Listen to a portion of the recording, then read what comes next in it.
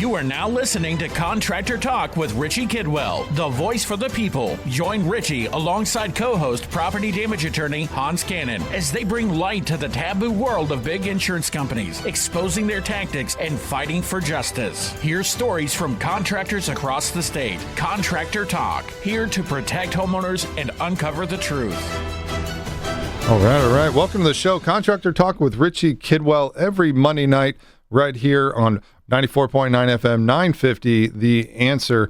If you're listening to us on streaming, you'll hear us kind of cut in and out as we have real commercials here. We're live, almost said live TV. Can you imagine that? Live radio right in here. And we actually have a call-in number, 407-774-TALK or 407-774-8255. That's during the hours of 7 p.m. and 8 p.m. You can give us a call at that number if you have a question, comment, or just want to heckle us about a certain subject. So, but always on the show, we bring different aspects of the way that we look at things as a contractor. This show and what I've been supporting has been backed by the Restoration Association of Florida. We're a nonprofit association by contractors for contractors here in the state of Florida, but now in consumers as well, as we know that we're only as strong, us contractors are only as strong as consumer rights here in the state of Florida. And don't we know the effects of not having consumer rights as contractors here? And we always figure out new ways to help service the end user, the consumer. So we feel like it's important to bring this venue to, or this show to consumers, homeowners, those folks that are listening, so they start to understand what contractors are talking about. It makes them a little bit smarter when we do show up at the door, or they're looking for a specific service, or even that kind of sideways look when somebody says, well, you know, your roof may be in whichever shape, either good or bad, or is it needed to be replaced, as insurance companies like to say, because they don't want to insure a roof over 10 years old or whichever, and or start to put in roof surface schedules. So we're going to talk about roofs today here on Contractor Talk with Richie Kidwell. We do bring in, I think that's one of our most favorite subjects when we're talking about roofs, that's one of our more important parts of our structure, our biggest asset, which is our home or our business, in which that is that's our pain, right? And now we've seen insurance companies get a little bit more, we would say, stringent on how they use that fact of the age of your roof to be able to determine how much of premium that you're going to be looking at is basically based off of the risk. And so with our counterpart here, Hans Kennon, board certified attorney, doesn't he know about the effects that these roofs have on the price, the premium, and then, you know, just now, and even we're talking about coverage, for crying out loud. We see more and more legislation that allows for roof surface schedules. We haven't seen a bill that actually passed. It got killed a few years back, and now insurance companies are putting more of these roof surface schedules in there. And so, but we are seeing this year some bills sponsored that would negatively would be the mandatory mediation. On a positive thing, they're talking about where if there is more than 5+ years of life in your roof, an insurance company cannot non-renew you or deny you coverage for said roof. So, but it's a mouthful there, but there's a lot to cover on the show. What's going on, Hans? Hey, how you doing? I literally was on the phone, and I actually made a wrong turn. Oh, no. And I'm driving going, how can it be I lived in this around here for 20 years. How can this look unfamiliar? And I ended up down by Teague Middle School. Ooh. And I went, whoa, I'm going the wrong direction. Yeah, so what's going on? Well, lots of things going on. Nothing.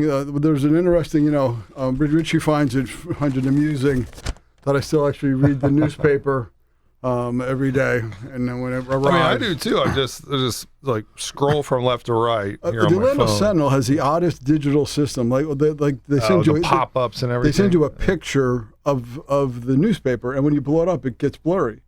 Oh. It's the craziest thing. I guess the New York Times, apparently they can make it clear. Orlando Sentinel, every time I try to expand the text, I'm like, I can't read it. But there's a bill, this goes back to our discussion over all these years. Mm-hmm. Bill would target fees insurers pay to affiliates. So there's actually a bill coming out now. No kidding. Now, see, I learned that from the newspaper, Richie. I know you haven't mentioned this one yet, so I have to assume you didn't know about it. The bill, sponsored by Pinellas County Republican, always nice to see, Kimberly Burfield, addresses findings and recommendations in a study that surfaced last year and was later investigated. And there's a whole discussion of that. I mean, there's one thing that, these bills that that should be for consumer get put out in the paper and everything like that. And then you find out it's like, it hasn't even been set in the committee yet. You think banking and insurance is going to be like, yeah, sure, come on in. And so that's when it gets some traction. If it gets through a couple of committees, then maybe. But either way, everything starts with a hope, a dream, and now a bill. A bill. No, they said it did go through insurance and banking. Holy cow! Now it's a real bill. Mr. Naysayer to my left here. Sorry, negative Nancy. Insurance and banking subcommittee consists of 13 Republicans and 5 Democrats. Subcommittee. Wait, is that in the House? Yeah. It's a House. They pass all kinds of things in the House.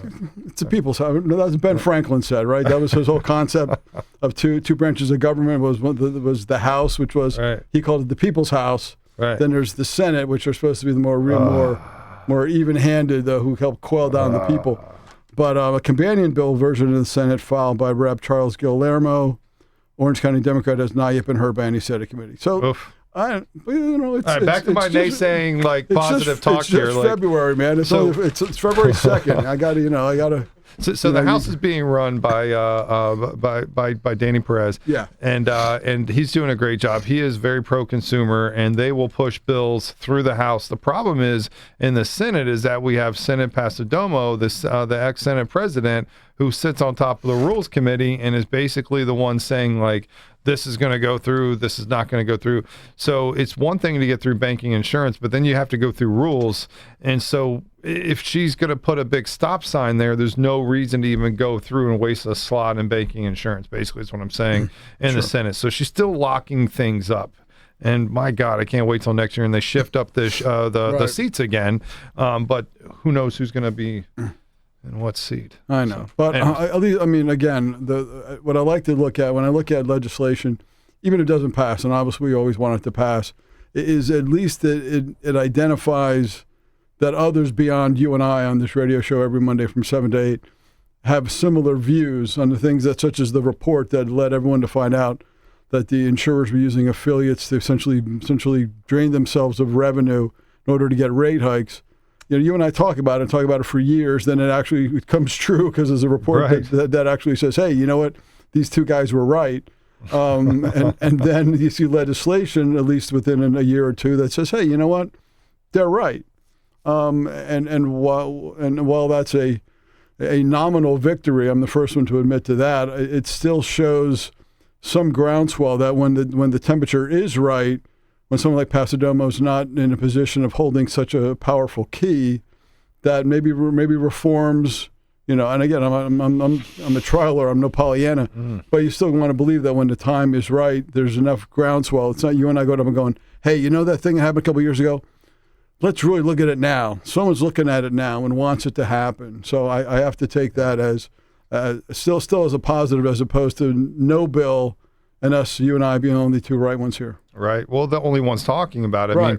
And we do. And then there is a mention in a paper. You got to love what is it? The Miami Herald that doesn't that don't mess around, and they'll go ahead and they put these articles in there that we've all been wanting to come out. Like when they were talking about how all the roofers and the attorneys were taking all the money and they were using these wrong facts.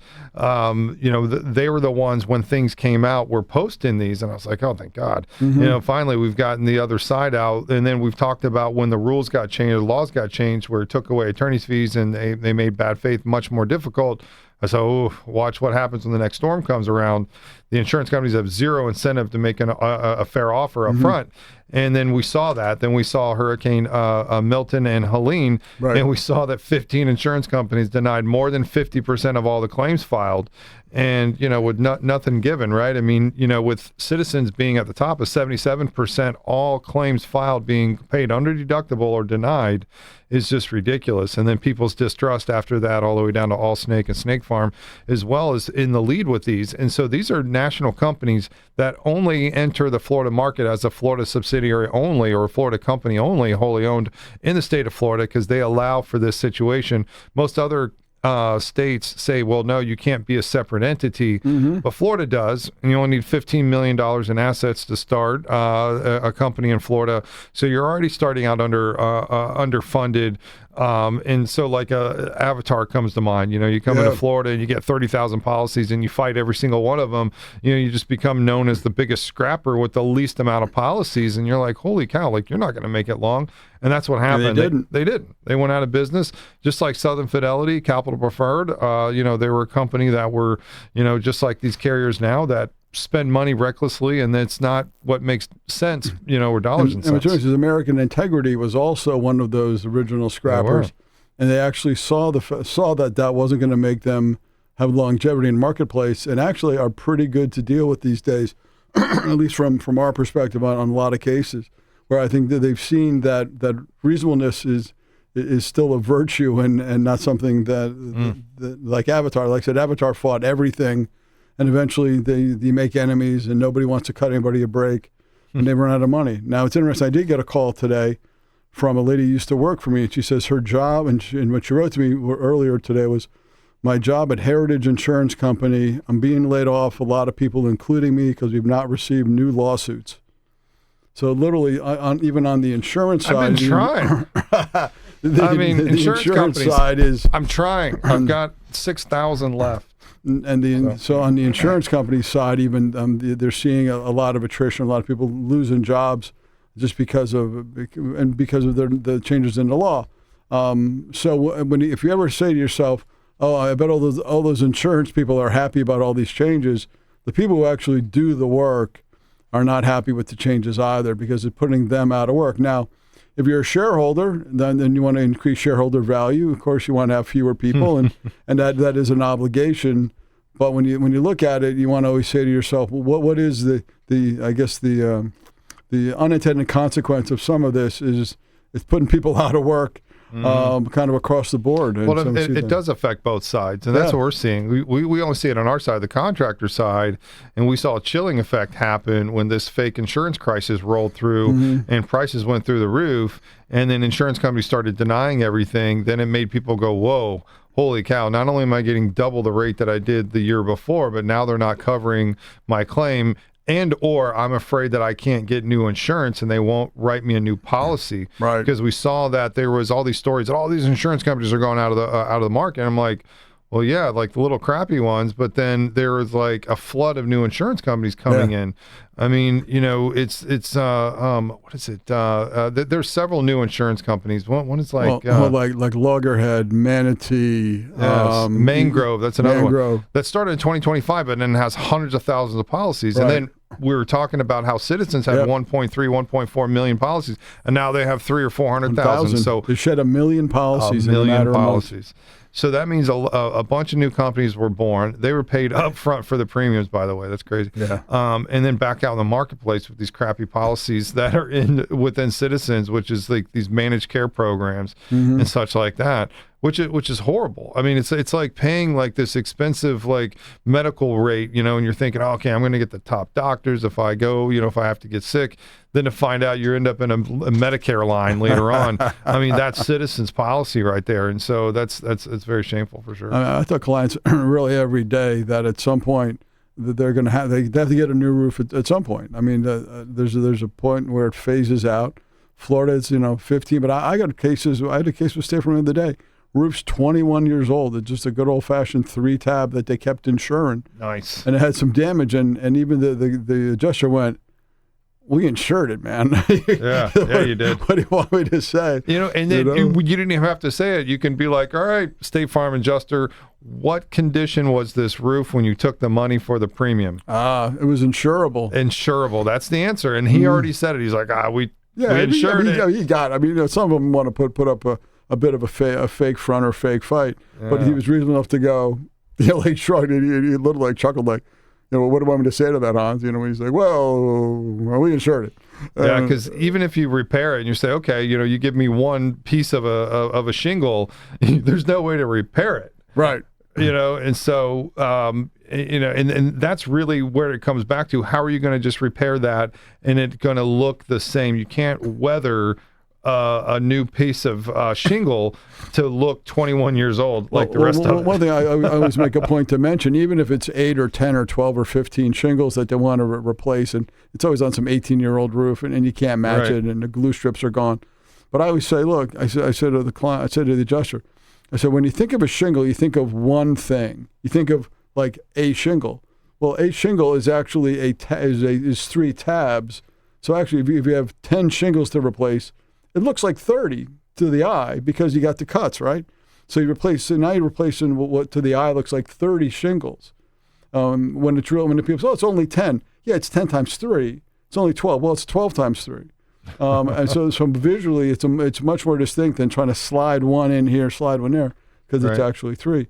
But, I would say on a day like today, if only we had someone who could talk about shingles and roofing who was in the building with us on a day like today.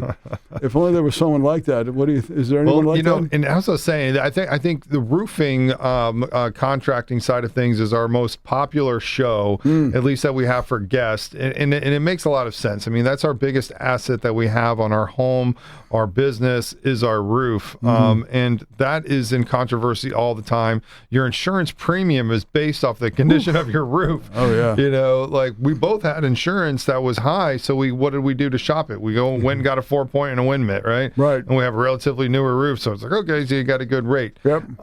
But and we mentioned that the legislation is looking like supporting a bill that says if you have 5+ years mentioned by a licensed roofing, right now it already is like that, but now they're trying to expand and make it a roof observer and some others that are able to say you have 5+ years or more, right, or maybe you don't, and then they'll insure your roof and they cannot non-renew you. Yes. Exactly, right. Double entendre there.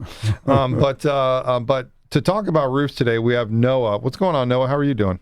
How you doing, guys? Good. Happy to be here. Thank you. Yeah, man. So tell us about your company and the company name, where you service, a little bit about yourself.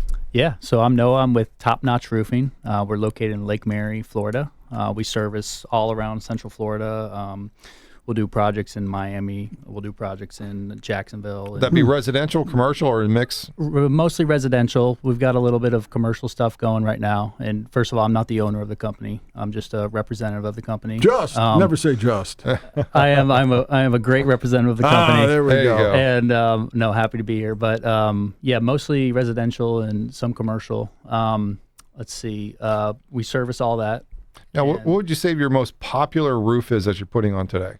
The most popular roof for Top Notch is concrete tile. Okay. Oh, okay. So they're located in Lake I was not Mary. expecting. I was expecting shingle. Yeah, I was too, or maybe some different Maybe some fabrications of them. metal. Now they're doing like, it looks like shingle, but it's really made out of metal. It's like, well, what is it? Yeah. Anyways. Right. Is it Shingle meat? is Is it- definitely the most economical. I have shingle on my own house. And going back to the insurance thing. I have tile, unfortunately. You got tile. I got a 15-year-old roof. I'm waiting for a hurricane to knock it off. We'll see what happens. Crossing my fingers. A lot of people were last year. Right. That's right. We were doing predictions here. We were saying, because almost every year we have a storm, so we were doing predictions. And we were all wrong. Let me just say that. Yeah. Disappointingly wrong. Needless to say, Well, we're all a little yeah. bummed out. Yeah, since none hit, there was no way to be. No one could be right. That's right. This past year. Yeah. That is right. And now is the time to get your roof inspected and to see what type of age you have left on your roof. As I mentioned, that there already is a law. I think it was 2023 during all that mess, the oopsie law, which was when they stripped away all of our rights for consumers to have any, like, I was going to say teeth or wherewithal to stand up to the insurance company by being able to say, if I win $1, if you were wrong, you owe me my attorney's fees and costs. And we've had that since 1893 here in the state of Florida, so a very long time. And then to be stripped away, well, in that same year, they did what they call an oops bill. They're like, all right, let's do a consumer-friendly bill. Yep. And that's when they said, if you have 5 years less or 5 years of life expectancy left in your roof, then it cannot be non-renewed. It has to be insured. They can't deny you coverage. That was the other thing. People were getting these letters, and Hans clients were getting them too. Some people were like, dude, I got like a 10, 11-year-old roof. My insurance company, who I had for like 30 years or whatever like that, they sent me a letter and says, hey, we're not going to renew you next year because you need, let's see if we can go worse than that, where there was a claim, say, for hail or some wind or something like that, a non-named storm. right? And then the insurance company comes out and says, oh, no, it's your roof is in good shape. You have some foot traffic, you have some whatever. And then later on, then they get a non-renewal letter says, oh, well, the aging condition of your roof is too bad or poor or whatever. And that's what Hans would do. He would laugh when he gets those, because it's like, well, which is it? Your roof was fine before and said it didn't need to be replaced, and now it's too old and we're not going to renew you. So now they pressure you to get a new roof. That's their game now. Right. We all hear those stories and we kind of scratch our heads, because as a homeowner, what are you supposed to do? You don't even know what the dang letter means, so you just kind of scratch your head. But there's a lot of things and intricacies with insurance, and I'm not speaking of insurance. I'm just a contractor, but we all get those. He's just a contractor. Come on, man. Well, so and one of the things that we were talking about offline that I think is important for people to know, if they do get in that position, that there is help for them. You can come out pretty quickly, give them an estimate, absolutely, get a quick turn on a new roof, and you offer in-house financing as well.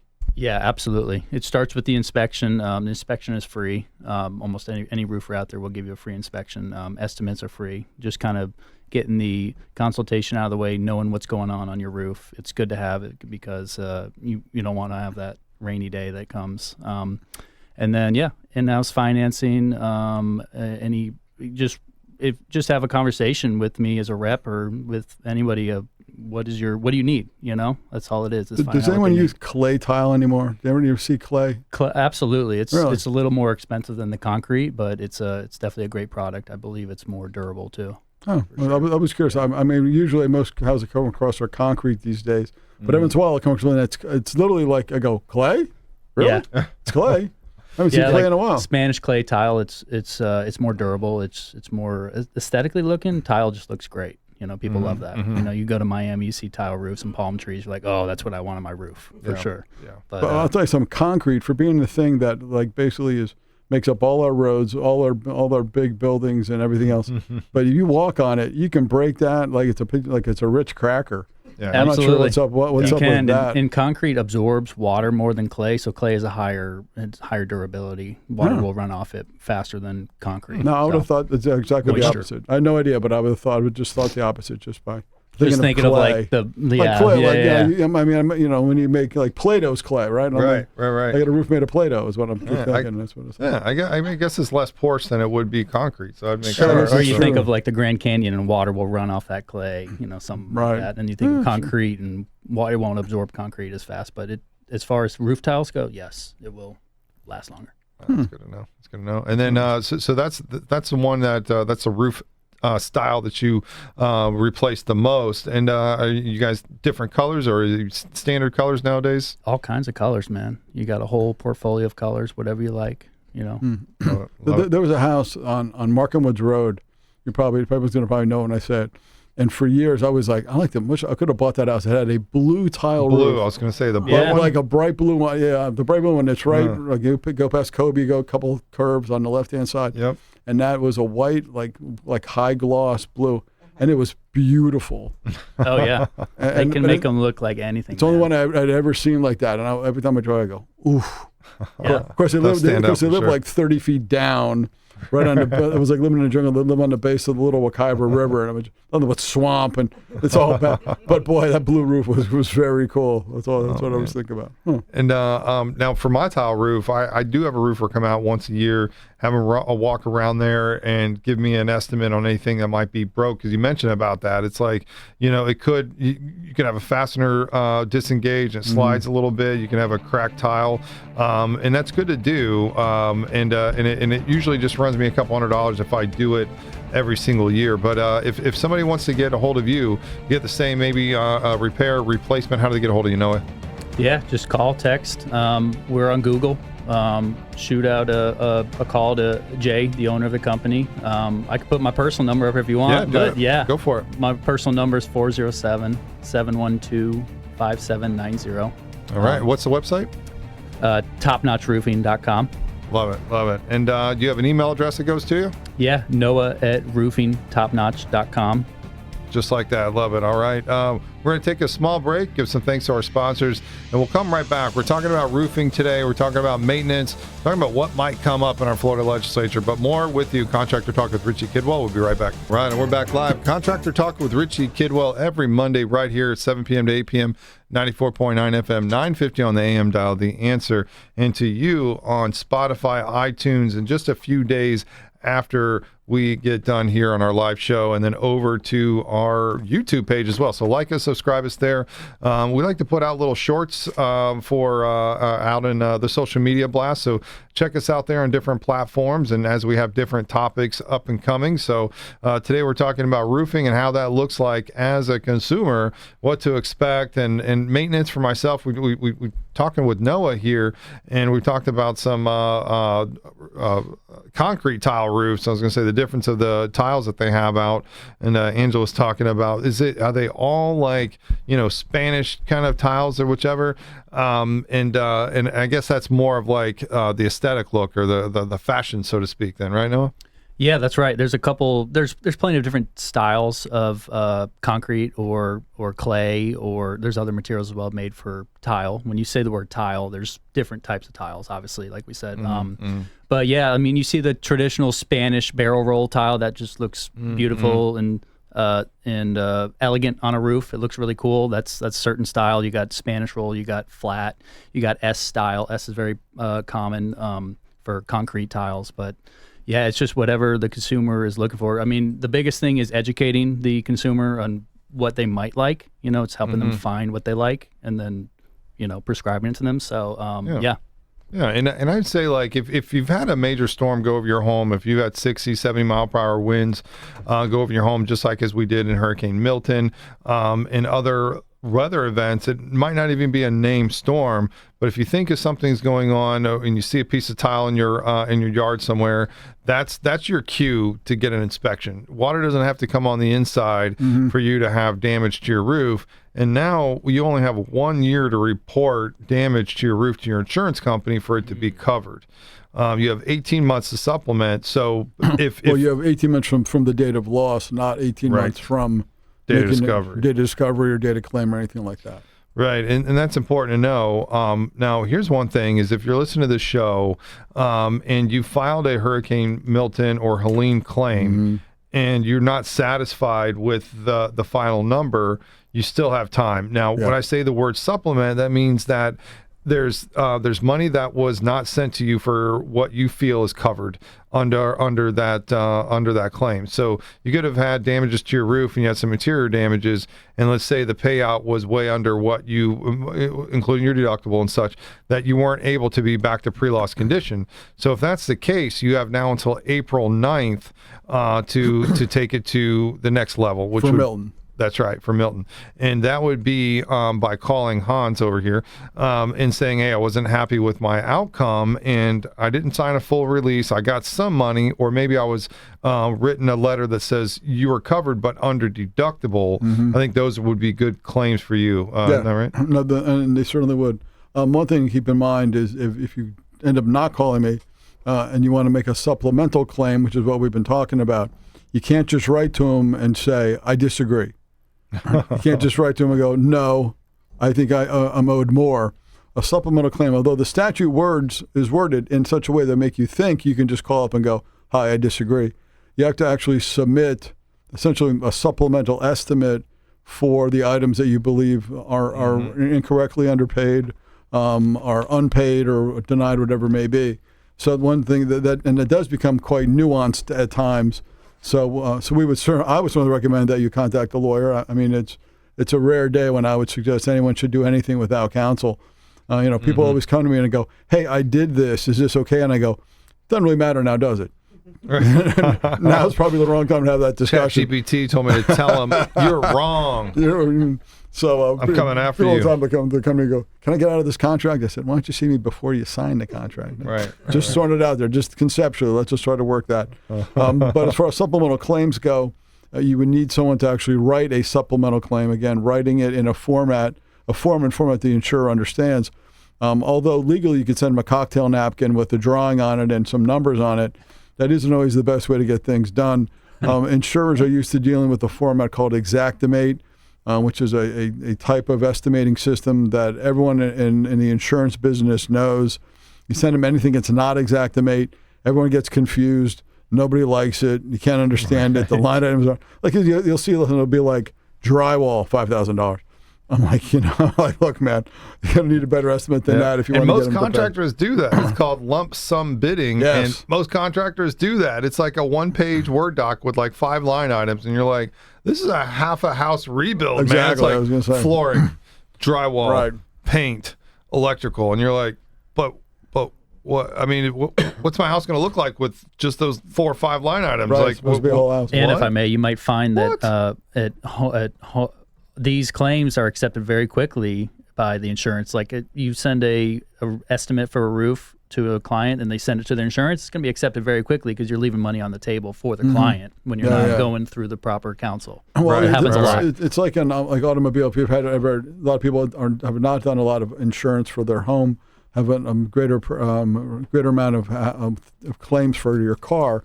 When you get an estimate from a body shop, like you want to repaint an offender, it's got like 10 operations, right? You have to take it off, you have to strip it, you have to then you have to clean it, sandblast it, right? Then etch it, then reprime it, then repaint it, wet sand, clear. All these things. Let it dry, reattach. Well, all that stuff. And that's what Xactimate does, is it breaks it down into operation by operation.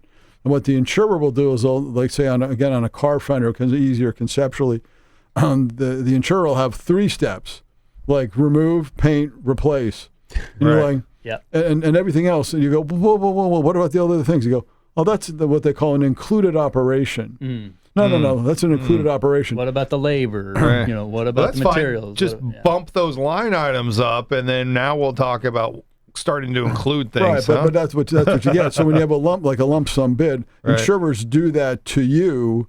Let's say on the car side, when they want to narrow the number of operations, where you would want to expand them because you get paid for each operation. But when it comes on the house side, if you submit one of those lump sum bills, they're like, we don't get it. We don't understand it. But no, it's right. They may pay you on it or pay you partly on it because they know you're missing stuff. Right.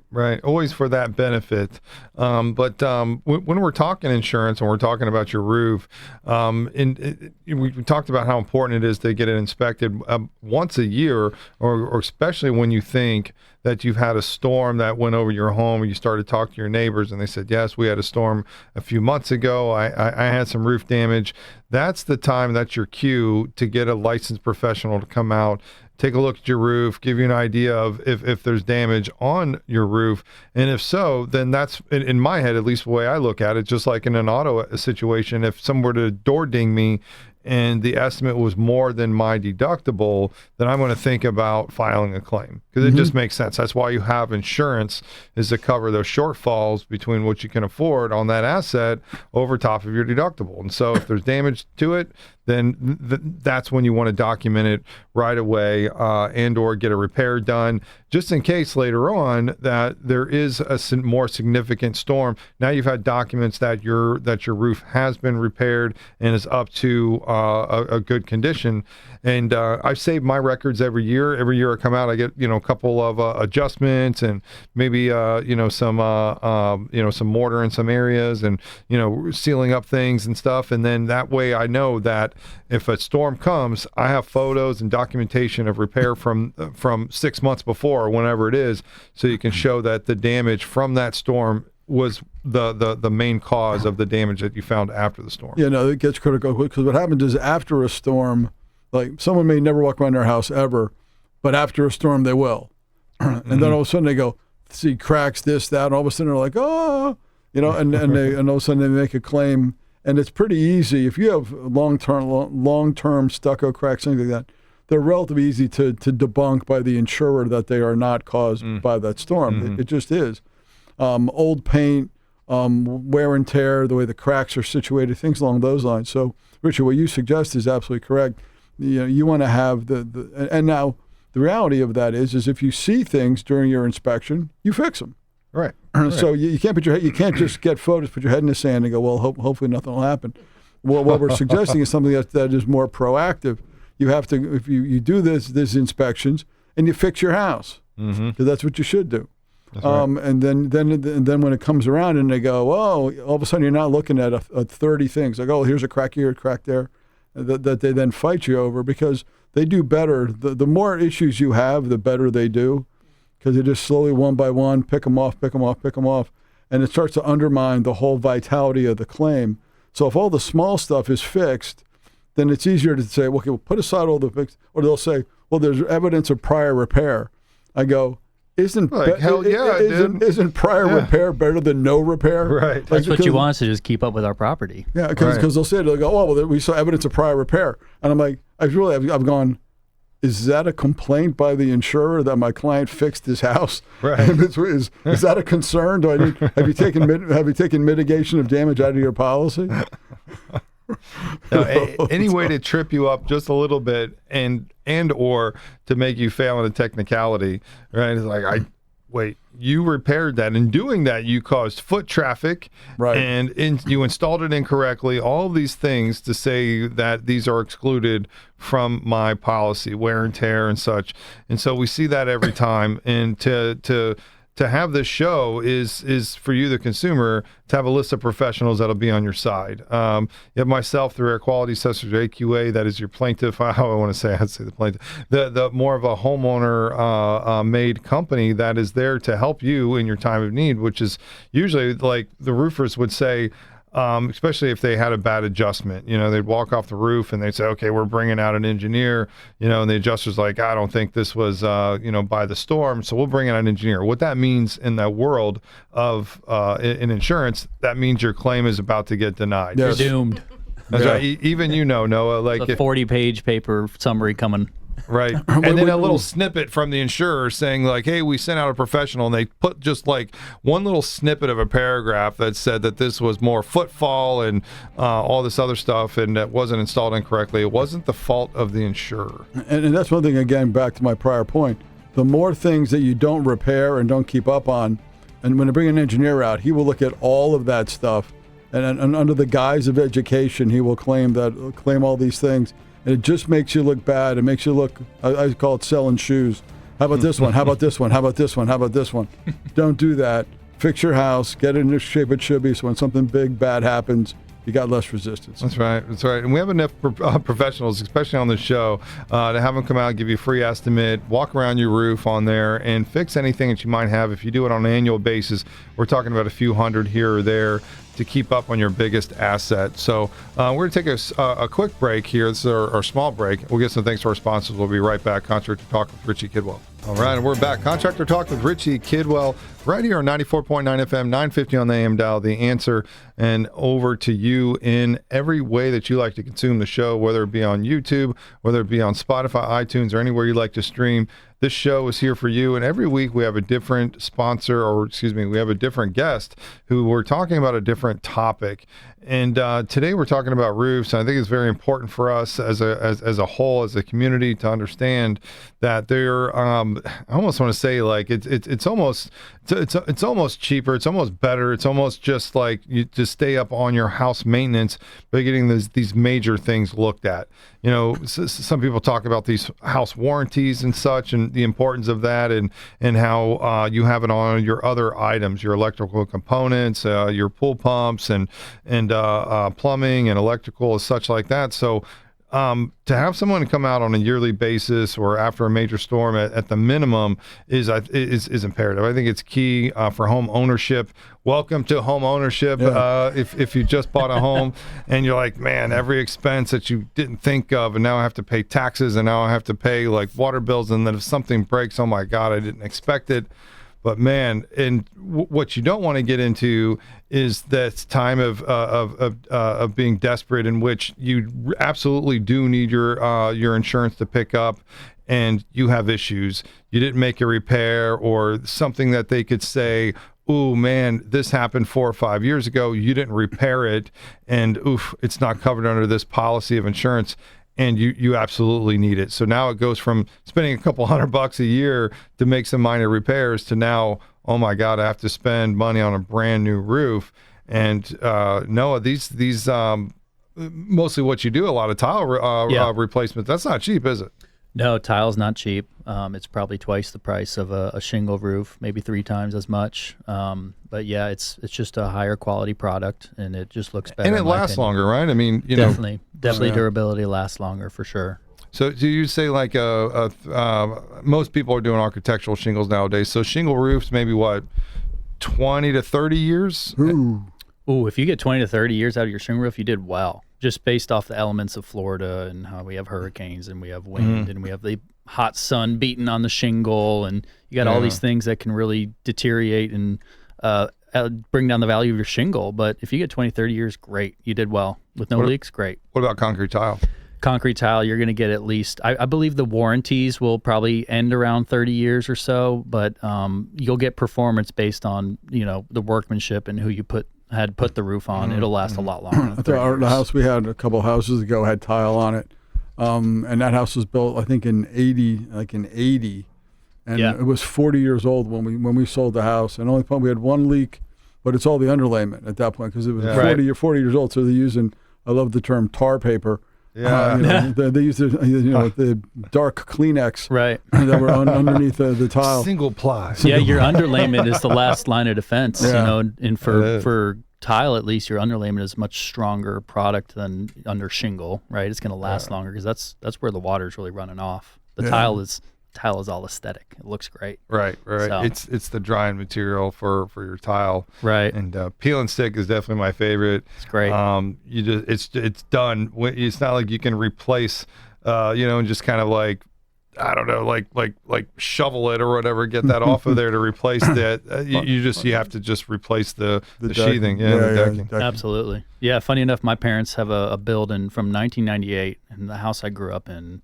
And it's flat concrete style, and it still works great. They need like a little tune-up every year, like we talk about, but it looks great. Might get a cracked tile here and there, but it performs well. There's no leaks. So, it works. And do you guys offer repairs in-house at Absolutely. your company? Repairs for sure on tile. Now repairs, we can go into shingle repairs. It's a different animal because you're repairing something that deteriorates, and you might disrupt it more than actually making the repair based off repairability. I want to talk about that because we were talking about it right before the show, and I was like, there are some situations to where me as an owner of an engineering firm, we get into these questions of saying like, because causation is one thing, and then repairability is another thing, and I step out of that because I'm not the roofer that's going to put my license on the line to say, I can do this repair, and I'm going to guarantee it, I'm going to warranty it as well. That's the other part is if there's an insurance claim involved, in my opinion, in many of these cases, that you get to a place to where it's like some shingles on the lower part of the ridge is damaged. And the only way to properly repair it, and we talked about that the underlayment, right? You talked about the single ply. I talked about the peel and stick. But there's some sort of barrier that keeps water from getting in your home, right? I mean, so if you take off the shingle and you're going to repair it, you have to cascade all the way up to the next ridge.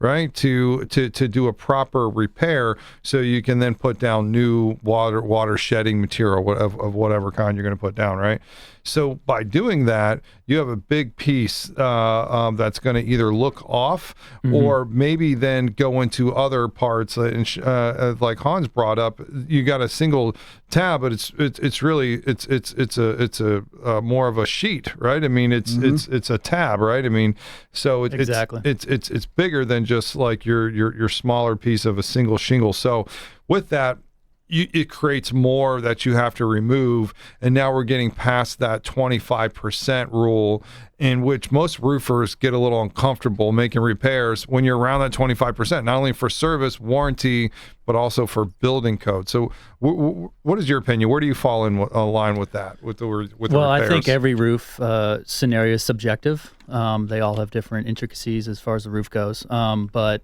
as far as an older roof with a couple areas that need to be repaired, you're talking about going under the old shingle. Let's just say it's a 20-year-old shingle, for example.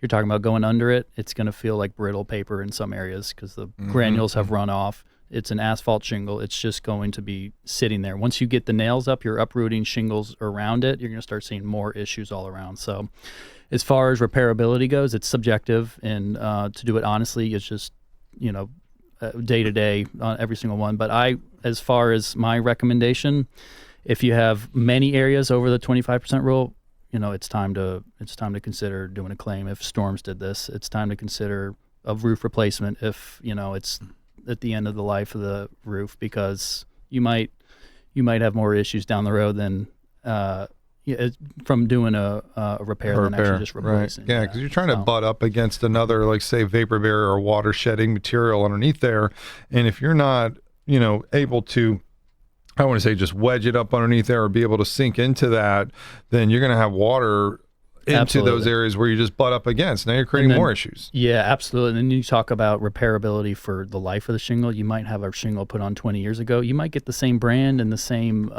exact shingle, but it's going to be different sizes. It's going to be different still metrics. Manufacturing it 20 years later? I mean, that's another question, right? Yeah, they might be discontinued. There's all of these things in this. You fight these kinds of fights with insurances as well. Repairability and discontinuation of the shingle, and can it fit? Can you trim it? You're legally not allowed to trim some shingles just because you're going to cause water to go in.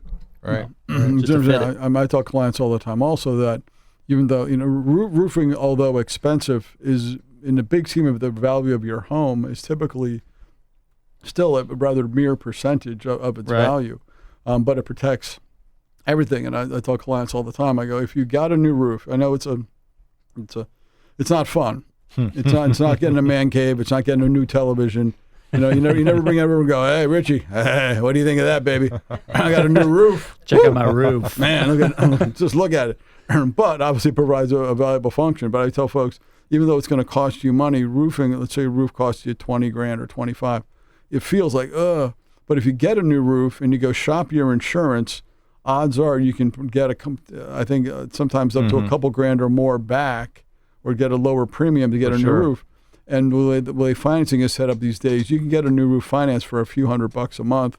You can often see that is covered, some or all, usually by premium reduction. Right. So when you look at it, you have to say to yourself, I don't want to do it, but if I can get it, and for the same amount of money I'm paying, my insurance goes down, but I pay this premium, or pay this credit card, this credit payment, they're still better off. I mean, you're protecting the home, you're getting a better, you're getting better everything at that point. So and to your point, I think there's a couple things that were some gold nuggets there for a consumer that is listening here, and you're like, okay, I think I might need a new roof in the next 6 months, a year. Wait for the next storm coming through.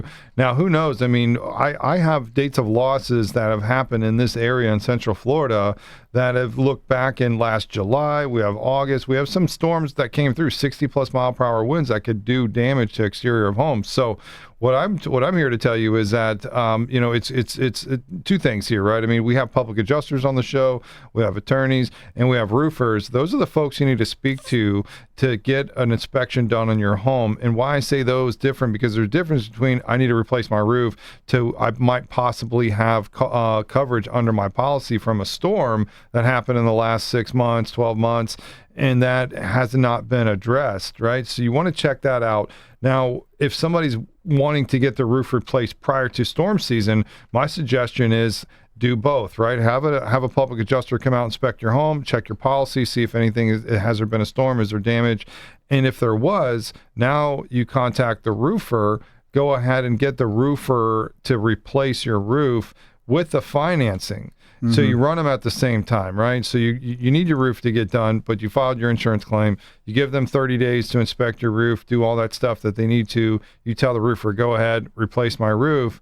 Boom. Now you're already started and you have a claim going. This is only if you did have, like, say, for instance, you had a storm last July with 60 mile per hour winds. It was a whole neighborhood that was beat up like this. And then they found out that a lot of these were getting letters by their insurance companies saying, like, hey, we're not going to renew you next year, knowing that the storm came through. So some folks were getting their filing their claims, getting it there. They got it replaced, just to your point, Hans, while they got it financed, and then right afterwards they submitted for a new policy or for a new price. Now that they have their new roof, they stayed with the same insurance company and got a big reduction. Discount, right? Yeah, just by getting their new roof. And they were like, oh, I'm only paying a couple $100 a month. I got a brand new roof. there's a possibility that sometime this year I'm going to get reimbursed for my roof because I had a claim and I just saved a couple $1,000 on my insurance. Today's a great day. Yeah. And it's all about knowledge. It's about knowing better. You do better, you know better, you do better, whatever you say. But Noah, for that, now we have people going, right? I mean, and myself as well. How do they get a hold of you if they want to get that free roof inspection? You can call me or text me, 407-712-5790 at Top Notch Roofing. You can send an email as well. We're on Google. We're on Facebook. We're on all the apps for social media. But yeah, you just call, get that free consultation, that free inspection. Can't hurt. That's right. And it's Noah at topnotchroofing.com. Noah at roofingtopnotch.com. Roofing top notch. I know, it's kind of funny how it's backwards. All right, there we go. Well, at least people remember that then, right? That's right. Yeah, it's roofing first, right? So that's something that you need to get done, especially somebody with a tile roof. And if you're looking at supplementing the claim, Hans, how do they get a hold of you? My phone number at the office is 888-878-4267, 888-878-HANS, HANS, which is the 4267. Cell phone 407-782-0258. And that's what's your website again? It's KennonLaw.com. That's it. And if you want, he can't just call you out of nowhere. You have to contact Hans, right? So go to his website, fill out the contact form, and then he can give you a call. Or if you call and text him first, that's how you get a hold of Hans, and to ask him for a free policy review and to see if your damage might be covered under your policy of insurance, and you still have time to supplement. You have until April 9th on your Hurricane Milton claim if you haven't been satisfied yet. Noah, thanks so much for joining us tonight. Thank you, guys. I appreciate it. All right. Check us out. We're sponsored by the Restoration Association of Florida, raflorida.org. We'll talk to you guys next week. See you.